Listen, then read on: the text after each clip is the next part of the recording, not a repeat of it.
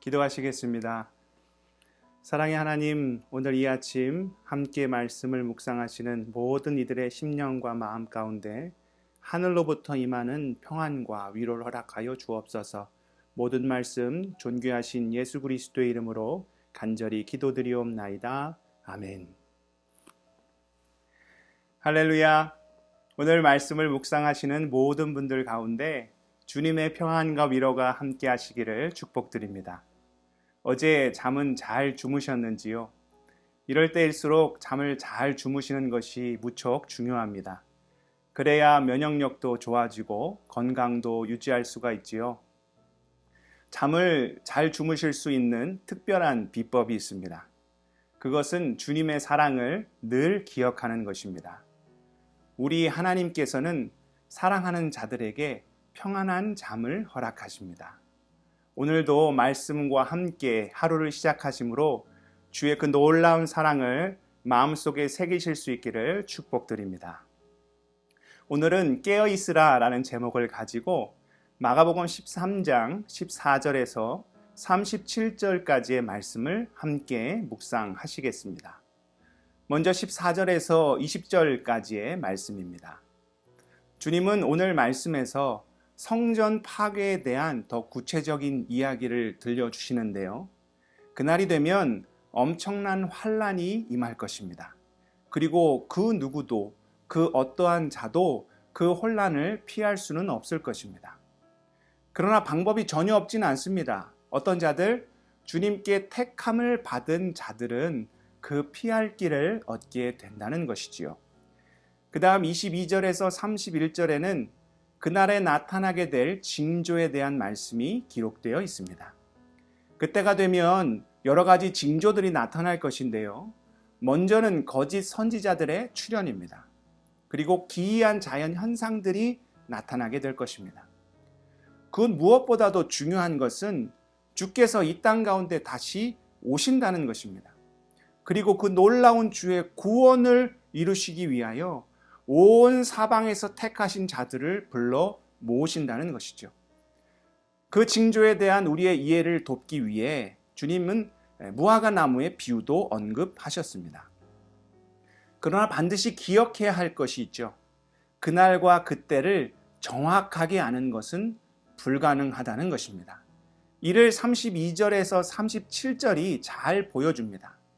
정확한 때를 아시는 분은 오직 누구십니까? 하나님만이 그날과 그때를 정확하게 알고 계신다는 것입니다. 다만 우리가 할 일은 항상 깨어 믿음을 지키며 언제 그날이 온다 할지라도 주의 도우심을 의지하여 환난을 견디고 결국 승리하는 것이지요. 오늘 말씀에서 성전 파괴는 크게 두 가지의 의미를 가지고 있다 볼 수 있습니다.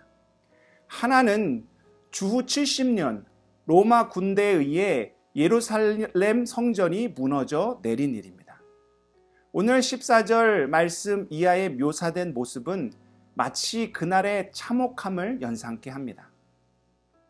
그러나 우리에게는 더욱 중요한 영적 의미가 있습니다. 그것은 오늘 말씀이 종말의 때, 마지막 때의 모습을 그리고 있다는 것이죠. 마지막 때가 되면 무서운 환란이 임하게 될 것입니다. 그리고 그 어느 누구도 그 환란을 피할 수는 없다는 것이죠. 도망가도 소용없습니다. 지붕 위에 있는 자도, 집 안에 있는 자도, 밭에서 일을 하고 있는 자도 그 누구도 그 환란을 피할 수가 없습니다. 다만 우리가 할 수 있는 일은 그 고통이 더 가혹한 것이 되지 않기를 바랄 뿐인 것이지요. 하지만 이 환란에는 분명한 목적이 있습니다.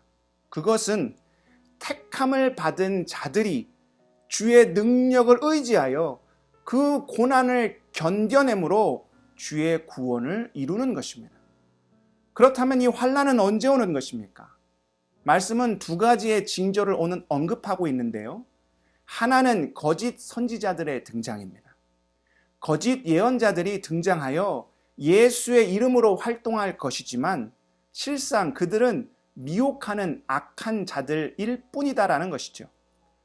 또 하나는 기이한 자연의 변화입니다. 해가 어두워지고 달이 빛을 내지 못하며 별들이 하늘에서 떨어진다는 것이죠. 세상에서 높고 위대한 것으로 여겨지는 모든 것들이 흔들리며 무너져 내리게 된다는 것입니다. 그러나 보다 중요한 것은 이것이죠. 우리 주님께서 재림하셔서 이 땅 가운데 오셔서 그 환난 가운데 있는 주의 자녀들을 구원하시기 위해 사방에서 불러 모으신다는 것입니다. 물론 앞서 말씀드린 것처럼 그때를 우리가 정확히 알 수는 없습니다.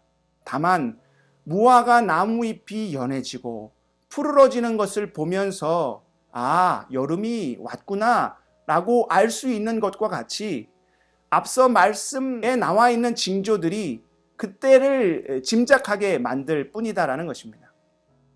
그럼 그날과 그때는 오직 누구만 아십니까? 오직 하나님만이 아십니다. 모든 것이 하나님의 권능의 손안에 있다라는 것이죠.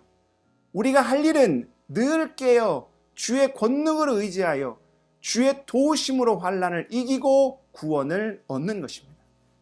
사랑하는 성도 여러분, 마지막 때나 현재의 때나 환난을 이기는 능력은 오직 주 안에 있습니다.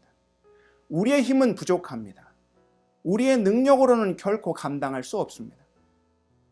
중요한 것은 우리 주님 앞에 겸손하며 늘 깨어서 모든 상황 속에서 주님을 의지하는 것입니다. 우리는 지금 코로나19로 어려운 시기를 보내고 있습니다. 그러나 우리 주님이 우리의 고통을 아신다는 것이죠. 우리의 어려운 처지와 우리의 형편을 우리 주님께서 아십니다. 우리의 눈물을 아시고 우리의 아픔을 아신다는 것이죠. 우리 주님의 위로하심을 힘입어 그 어려움을 능히 견디고 이기고 결국 승리하는 그 구원을 이루는 우리 모두가 될 수 있기를 주님의 이름으로 축복드립니다. 기도하시겠습니다.